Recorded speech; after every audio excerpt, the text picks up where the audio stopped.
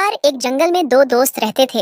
एक का नाम था सोनू और एक का नाम था डब्बू। सोनू नाम था हिरण का और डब्बू नाम था भालू का। दोनों बहुत ही अच्छे दोस्त थे। ये दोनों ना किसी के बिना खाना खाते थे, ना किसी के बिना पानी पीते थे, ना किसी के बिना एक पल भी रहते थे। दोनों हमेशा साथ साथ रहते थे और साथ साथ बहुत खुश रहा करते थे। अरे डब्बू तो अभी तक नहीं आया है। मैंने उसके लिए इतने सारे फल इकट्ठे करके रख लिए हैं। मुझे तो बहुत तेज भूख भी लगाई है। क्या करूं? इन फलों को खा लूं या रहने दूं? आ जाने दो। उस डब्बू को मैं बताता हूँ उसे। अब तो उसका रोज का लेट आना हो गया है। मैं रोज रोज उसका इंतजार करते करते थक जाता हूँ। ये तब आता है, आ जाने दो उसे। अरे भाई, क्या हुआ? किसका इंतजार कर रहे हो? जरा मुझे भी तो बताओ। देखो डब्बू, तुम्हारा ये रोज रोज का काम हो गया है, लेट आना। तुम्हारे पास कोई टाइम की लिमिट है कि नहीं है? मैं ऐसे रोज रोज तुम्हारा इंतजार नहीं कर सकता हूँ। अगर कल से टाइम पर नहीं आए तो तुमको एक भी फल नहीं मिलेगा। मैं सारे फल खा लूंगा। अरे सोनू, ऐसी बातें सुन सुन कर मेरे कान पक गए हैं। ये तुम्हारा रोज का भाषण कब खत्म होगा? अब भाषण बंद करो, मुझे भूख लगी है। जल्दी से फल खाते हैं। फिर भालू और हिरण जंगल में टहलने लगे। तभी भालू से हिरण बोला, चलो भालू भाई, अब घर चलते हैं। बहुत घूम लिया है। अब तो अपन ने फल भी खा लिए हैं। अब यहाँ क्या करना है? अब कल फिर आएंगे घूमने के लिए। चलो अभी घर चलते हैं। नहीं नहीं सोनू, अभी घर चलकर क्या करना है? थोड़ी देर और रुक जाओ, बाद में घर चलेंगे। अभी मेरा मूड नहीं है घर जाने का। चलो जंगल में जहाँ आमों का बगीचा है उसी तरफ घूमने के लिए चलते हैं। वहाँ हम थोड़े आम खा लेंगे और वहाँ पर अपना टाइम पास भी हो जाएगा। बताओ सोनू, क्या बोलते हो? नहीं नहीं डब्बू, तुम तो मेरे साथ घर चलो। फिर घर से तुम्हें जहाँ जाना है वहाँ चले जाना। लेकिन तुम घर से मेरे साथ निकले थे तो मेरे साथ घर वापस चलो। और हाँ, अब मुझे मनाने की कोशिश नहीं करो, मैं नहीं मानूंगा। अच्छा ठीक है सोनू, तुम तो मेरी बात कभी नहीं मानते हो। जब देखो जब अपनी चलाते रहते हो। लगता है मुझे तुमसे दोस्ती तोड़नी पड़ेगी। सोनू, एक बात तो है, तुम बहुत मतलबी दोस्त हो। क्योंकि जब तक तुम्हारा काम रहता है तब तक तुम जंगल में रहते हो। लेकिन जैसे ही तुम्हारा काम बन जाता है, फल खाकर तुम्हारा पेट भर जाता है, तुम जंगल से 9 2 11 हो जाते हो। चलो ठीक है मतलबी दोस्त, कि तुम रहते हो तो घर चलते हैं। लेकिन आइंदा से याद रखना, अब तो तुम और मैं आज से अलग अलग हैं। क्योंकि न तुम मेरी बात कभी मानते हो, न मेरी बातों को कभी समझते हो। ठीक है, मैं मूर्खों से बात करना नहीं चाहता हूँ। ना चाहते हुए भी भालू हिरण के साथ घर चलने के लिए तैयार हो गया। डब्बू और सोनू अपने घर जा ही रहे थे, लेकिन रास्ते में एक नदी पार करते समय पुल टूट गया और डब्बू पानी में बह गया। डब्बू मेरे दोस्त, डब्बू मेरे भाई, कहाँ हो तुम? मेरी आवाज सुनाई दे रही है क्या तुम्हें? सोनू डब्बू को ढूंढ रहा था, लेकिन डब्बू तो नदी में बहकर बहुत दूर निकल गया था और नदी का बहाव इतना तेज था कि वह नदी से बाहर भी नहीं निकल पा रहा था। और उसे खुद से ज्यादा तो सोनू की फिक्र हो रही थी कि सोनू मेरे लिए परेशान हो रहा होगा। इधर सोनू भी डब्बू को ढूंढते ढूंढते बहुत थक गया था। उसे समझ नहीं आ रहा था कि वह डब्बू को ढूंढे तो ढूंढे कहाँ। अरे ये सब मेरे कारण ही हुआ है, क्योंकि मैंने ही डब्बू को घर जाने के लिए कहा था। अगर मैं डब्बू को घर जाने के लिए नहीं कहता तो वो आज मेरे पास होता। पता नहीं मेरा डब्बू कहाँ होगा, किस हाल में होगा। मेरी तो कुछ भी समझ में नहीं आ रहा है। मैं अब कहाँ ढूंढूं उसे, किसकी मदद मांगू? बस एक बार वह वापस आ जाए, फिर नदी के किसी एक तरफ ही रहूंगा। नदी को तो मैं कभी भी पार नहीं करूंगा। बस मेरा दोस्त लौट कर आ जाए और मुझे कुछ भी नहीं चाहिए। अब किस मुंह से मैं अपने घर जाऊं? जब मेरा दोस्त मेरे साथ नहीं है तो मैं घर जाकर करूंगा क्या? नहीं नहीं, मैं घर नहीं जा सकता हूँ। मैं डब्बू के बगैर घर नहीं जाऊंगा, चाहे कुछ भी हो जाए। मैं उसे ढूंढ कर ही रहूंगा। इधर डब्बू अपने जंगल से बहुत दूर किसी दूसरे जंगल में नदी में से पार लगकर बाहर आ जाता है और उसके मन में सिर्फ सोनू का ख्याल ही आ रहा था। पता नहीं मेरा सोनू दोस्त किस हाल में होगा और क्या सोच रहा होगा। वह तो मेरे बिना एक पल भी नहीं रहता था, अब कैसे रहेगा? क्या पता उसने कुछ खाया भी है कि नहीं खाया है। मुझे तो उसकी बहुत फिक्र हो रही है। पता नहीं मैं इस अनजान जंगल में कब तक फंसा रहूंगा। कैसे मैं इस जंगल से बाहर निकलूंगा, अभी कुछ भी पता नहीं है। और कितने दिन में मैं यहाँ से बाहर निकल पाऊंगा, इसका भी कोई पता नहीं है। जब तक मेरा सोनू दोस्त मेरे बिना कैसे रहेगा, उसके लिए मुझे यहाँ से जल्दी निकलना पड़ेगा। इतना कहकर भालू वहां से आगे बढ़ जाता है और बाहर निकलने के लिए रास्ता खोजने लगता है। भालू थोड़ी ही आगे गया तो उसने देखा कि एक बहुत ही खतरनाक घनी दाढ़ी वाला बब्बर शेर आ रहा है।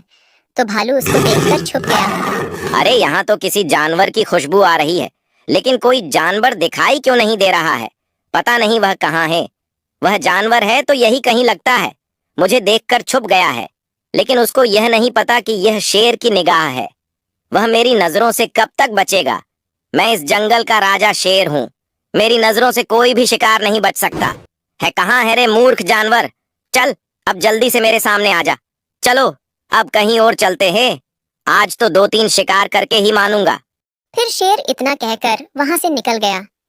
लेकिन भालू को तो उस शेर को देखकर बहुत डर लग गया था, क्योंकि भालू जिस जंगल में रहता है वहां पर तो एक भी शेर नहीं है और वहां के कुछ जानवर तो शेर को जानते भी नहीं है। लेकिन भालू शेर को अच्छी तरह से जानता है। वह जानता है कि शेर बहुत ही खतरनाक जानवर होते हैं। वह शिकार करने में बिल्कुल टाइम नहीं लगाते हैं और उनके हाथ से कोई बच नहीं सकता है। अरे मैं तो आज शिकार होते होते बच गया हूँ। मैं तो बस किसी तरह से जंगल से बाहर निकल जाऊं, फिर यहाँ कभी वापस नहीं आऊंगा। अरे उस पुल को भी आज ही टूटना था। कैसी किस्मत है मेरी कि मैं पुल पर जब गया पुल तभी टूट गया। और न जाने इस जंगल में कितने शेर हैं और वह कहाँ रहते हैं। कहीं मैं रास्ता ढूंढने के चक्कर में शेर के पास ना चला जाऊं और मेरा रास्ता साफ हो जाए। चलो अब तो जल्दी जल्दी रास्ता ढूंढता हूँ। यहाँ तो कदम कदम पर खतरा है। भालू थोड़ी ही दूर गया तो उसे एक हाथी मिला। हाथी भालू को देखकर रुक गया और बोला, अरे भालू कौन है रे तू? लगता है जंगल में नया आया है। हाँ हाथी दादा, मैं इस जंगल में फंस चुका हूँ। ये जो नदी है ना, इसमें बेहतर मैं इस जंगल में आ गया हूँ और यहाँ आकर मैं भटक गया हूँ। अब मुझे तो अपने जंगल का रास्ता भी मालूम नहीं है। अब तो कुछ भी समझ में नहीं आ रहा है कि मैं कैसे अपने घर वापस जाऊंगा। अगर मेरी कुछ मदद कर सकते हो तो मेरी कुछ मदद करो तुम हाथी दादा, क्योंकि इस जंगल में तो बहुत ही खतरनाक शेर रहते हैं। मुझे अभी अभी एक शेर दिखा था। वह तो अच्छा हुआ कि उसने मुझे नहीं देखा। अगर उसने मुझे देख लिया होता तो अब तक तो मैं इस दुनिया में नहीं दिखता। हाथी दादा, हम जहाँ रहते हैं वहां पर तो एक भी शेर नहीं है। मुझे अपने घर वापस जाना है। मेरी कुछ मदद करो मुझे। हाँ हाँ ठीक है भालू, तुम इतने परेशान नहीं हो। मैं हूं ना, तुम्हें कुछ नहीं होगा। मैं इसी जंगल का हूँ और इस जंगल का चप्पा चप्पा मुझे मालूम है। कहाँ शेर रहता है, कहाँ शेर नहीं रहता है, कहाँ हम सुरक्षित रह सकते हैं, मुझे सब पता है। अब तुम बिल्कुल भी फिक्र मत करो। तुम मेरे साथ बिल्कुल सुरक्षित हो। लेकिन पहले अपने जंगल का नाम तो बताओ, तभी तो मैं तुम्हारी मदद कर सकूंगा। अरे हाँ, मैं तो जल्दी जल्दी में भूल ही गया। हाथी दादा, मेरे जंगल का नाम है टोनपुर जंगल। मैं वहीं का रहने वाला हूँ। अच्छा ठीक है, उसका तो मुझे पता है। लेकिन अभी इस समय टोनपुर जंगल जाने वाले रास्ते में शेर बैठा रहता है। तो भालू दोस्त, इस समय उस रास्ते में जाना खतरे से खाली नहीं है। और अगर हम अभी उसे रास्ते से गए तो हमारा शिकार भी हो सकता है। इसलिए मेरी बात मानो तो हम तुम्हारे जंगल के लिए कल सुबह से निकलेंगे। नहीं हाथी दादा, मुझे अभी जाना होगा। तुम मेरी बात को समझो। हाथी दादा मेरा एक दोस्त है। वह मेरे बिना एक पल भी नहीं रहता है। ना वह खाना खाता है, ना वह पानी पीता है। वह मेरे बिना रह ही नहीं सकता है। मुझे आज के आज ही मेरे दोस्त के पास जाना ही होगा। वह मेरा इंतजार कर रहा होगा, मुझे ढूंढ रहा होगा। तुम मेरी बात को समझो हाथी दादा, मुझे आज ही जाना होगा। अच्छा ठीक है दोस्त, लेकिन मेरा भी परिवार है, मेरे बच्चे हैं। मैं तुम्हारे खातिर अपनी जान को जोखिम में नहीं डाल सकता हूँ। इसलिए मैं जहाँ तक रास्ता सुरक्षित है वहां तक तुम्हारे साथ चलूंगा। उसके बाद मैं तुम्हें रास्ता बता दूंगा। तुम वहां से अपने आप चले जाना।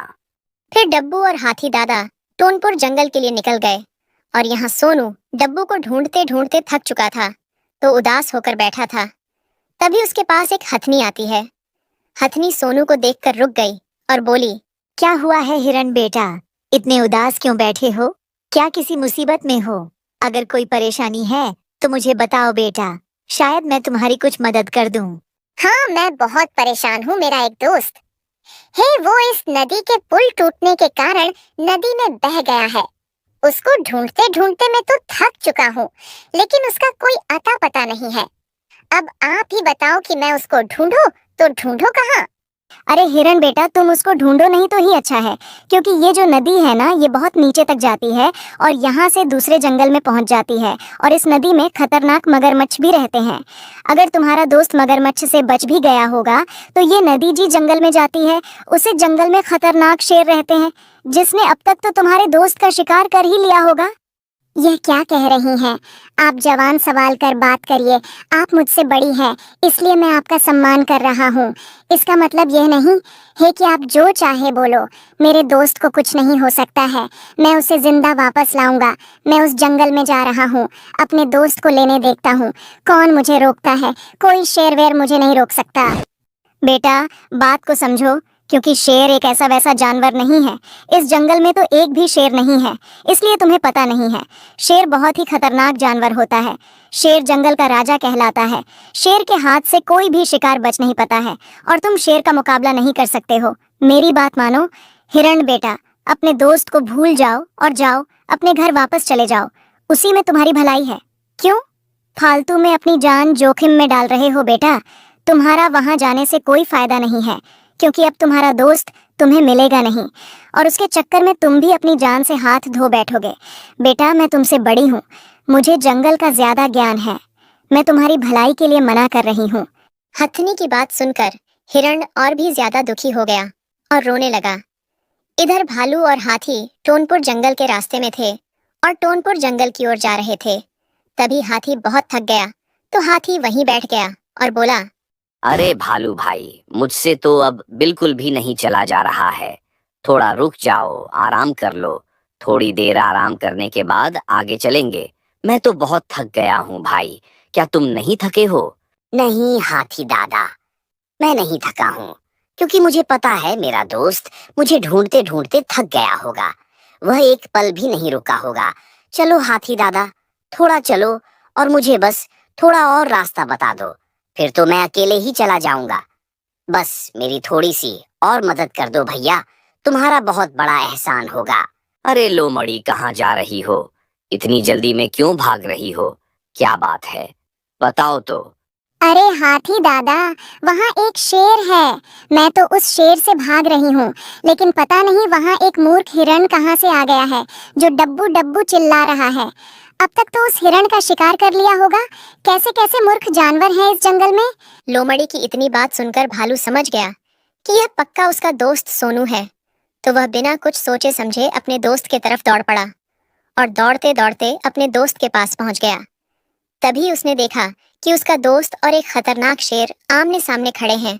तो फिर भालू ने सीधे जाकर शेर पर हमला कर दिया। तो फिर शेर बोला, अरे वह हिरण ने तो अपना बॉडीगार्ड एक भालू को बना रखा है। भालू अब शेर का मुकाबला करेगा। इतनी हिम्मत तो जंगल के किसी भी जानवर में नहीं है कि वह मेरा सामना कर सके। आज मुझे इस हिरण का शिकार करने से कोई नहीं रोक सकता है। चल आजा भालू, पहले तेरा शिकार हो जाए। फिर भालू और शेर आपस में लड़ पड़े। इतने में एक पेड़ टूटकर शेर के ऊपर गिर गया, जिससे शेर उस पेड़ में फंस गया। तभी उसको फंसा देखकर भालू और हिरण वापस अपने जंगल की ओर भाग गए और अपने टोनपुर जंगल वापस आ गए। दोस्तों, कहानी अच्छी लगी हो तो वीडियो को लाइक और चैनल को सब्सक्राइब जरूर करें।